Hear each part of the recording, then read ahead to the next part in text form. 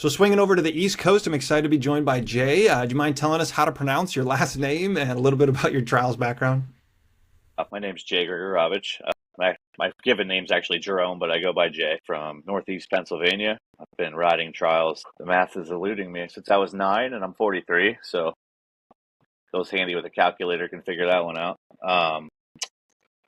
Rode bicycle trials for many, many years. I've got 19 national championships under my belt in the bicycle division. I was second in the world in 1999, and then took a break a couple of years from trials to have my knees fixed. I had ACL surgeries on both of them.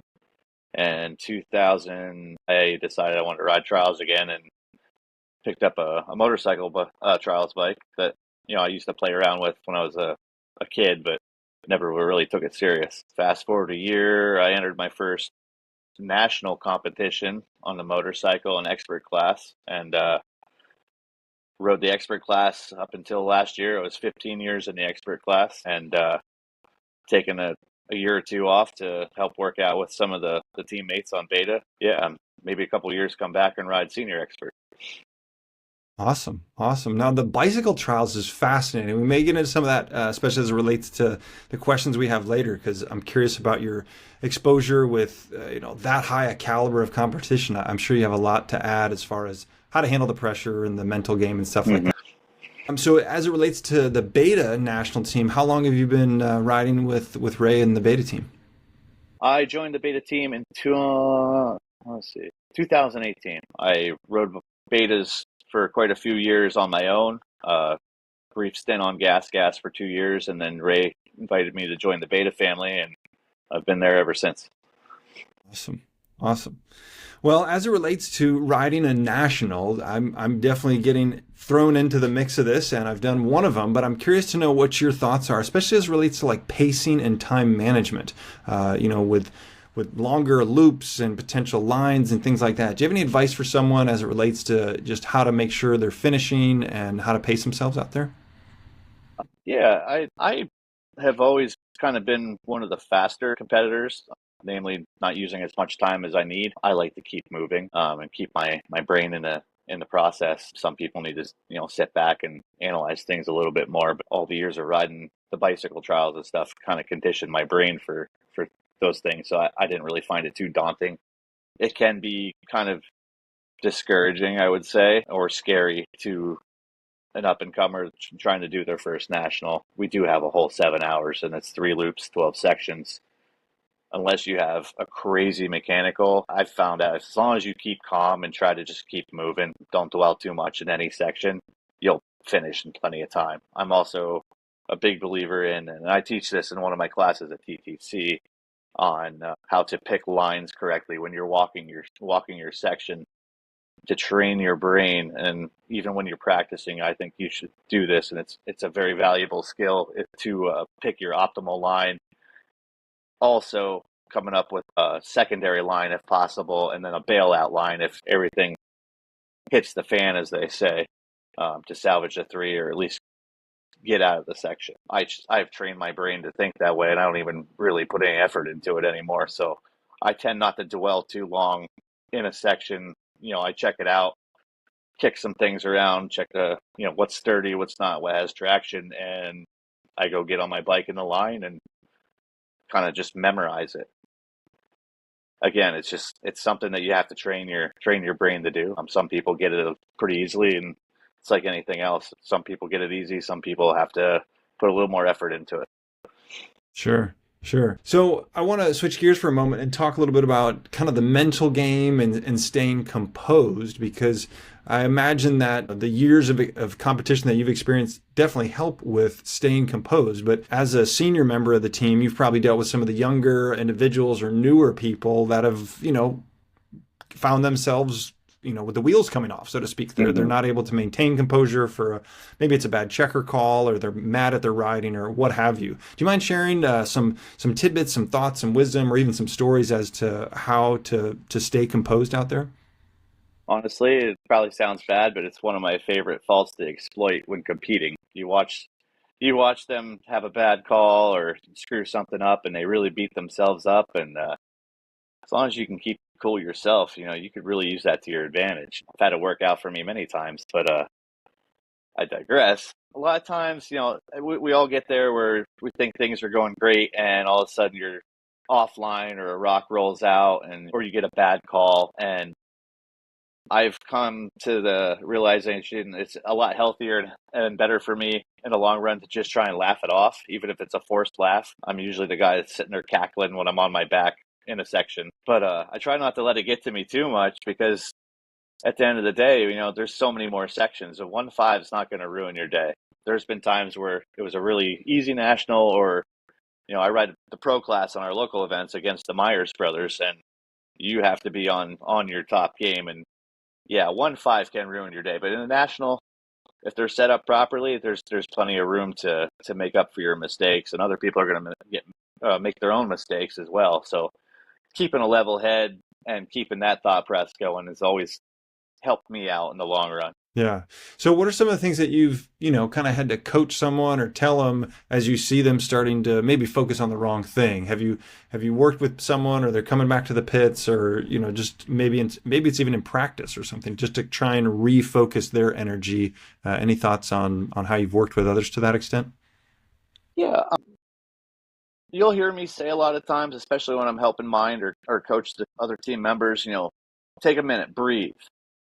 Breathing is a big thing. It not only does it enable you to be mobile for the bigger moves and not, get all crunched up and struggle with body extension, but it also helps obviously fuel your brain with oxygen.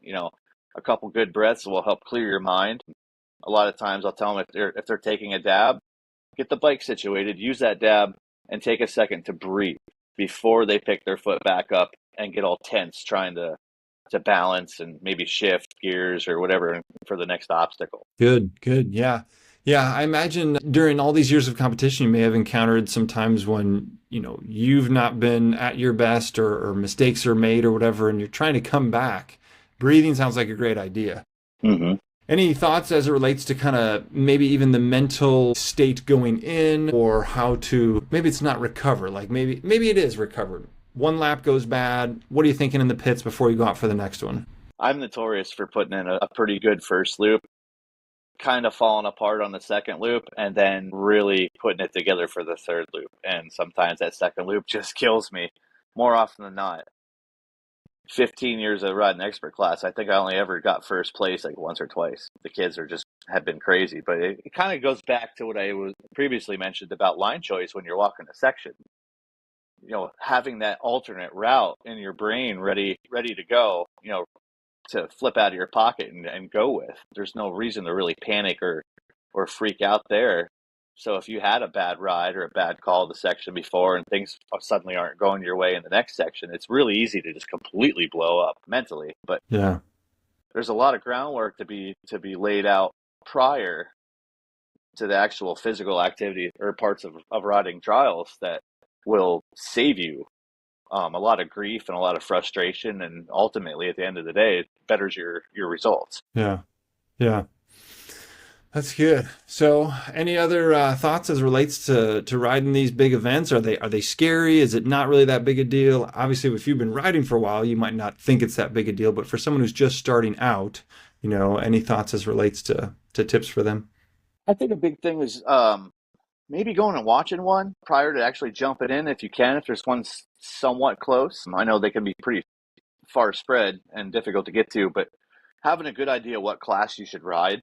Everybody likes to be challenged. Nobody likes the easy day where you don't have to try and it's boring. But riding the right class is a big plus, I would say, and just have fun with it. I mean, we ride these bikes for fun. I mean, other than Tony Bow and a couple others, like nobody makes a real living on trials unless you're doing shows all the time. So at the end of the day, we're all spending all this money and time and effort to put a smile on your face, So go ride a national, go into it thinking, hey, I'm going to learn a lot, whether it's what I did wrong and what I could fix, or watching the higher caliber riders. There's no better way to go experience the abilities and witness what's possible than doing it in person. Anything that you see on video, if it looks steep, it's almost vertical. Video destroys a lot of stuff where you're like, man, that was really cool. I want to video it and see what it looked like. And you're like, wow, that didn't look like anything. Um, it just it puts you in a different perspective, I would say. Um, Yeah. but again, just having fun with it. Honestly, I mean, I'm 43. I'm beat up. I live on ibuprofen, but I still do it because I love doing it. Yeah. Yeah. I just thought of one more question, Jay, that I wanted to ask Hmm. as it relates to spectators, because I know at local events, sometimes you just don't have that many people around watching. Nationals sometimes starts to get crowded. I remember it was probably the first section I was mining for Sam, and I was like, there's 100 people here watching, so there's definitely something that's happening in most people's brain when there's more people. And with your experience, competing at these high levels, what are some thoughts as it relates to how to block that out or how to not let that influence how you're riding? That's going to be a little tough one for me to give proper advice on because, like I said, I mean, I've been riding for a long time. I turned pro when I was 14. Along with that came doing shows and demos and public speaking and all the things that a 14-year-old isn't okay with, not supposed to be comfortable with. And I wasn't comfortable, but through the repetition of doing it, you realize it's just, hey, it's just people out there. So trying to block them out is for me pretty easy. I get into the zone and I'm only worried about where my tires need to go, what my motor sounds like, all my braking points, and the next obstacle after that. And so it's like setting up a chess match, being three steps Hmm. ahead. So I really don't give myself time to think about who all's around. And yeah, they're spectators. So who are they to judge you? You're there putting on a show for them. So do the best you can and just have fun with it. At the end of the day, they're there to watch you. They paid a gate fee to come in and watch you. So be proud of that and just have fun with it. Yeah. Yeah, right on. I really like that idea of focusing on the smaller goals, where your tires are, what your braking points are, what the obstacles, because that hyper focus on this tends to tune out everything else around. So Mm-hmm. that's good advice. If you see me looking at the crowd, you'll have to remind me what I'm supposed to be thinking about in the I upcoming more weeks often for are sure. yelling at people for looking at their front fender, but yeah, I'll keep an eye out. Awesome. Awesome. Well, Jay, thanks so much for being on, and I appreciate your time. Absolutely, buddy. Thank you, and we'll have to do this again. Yep. Bye bye.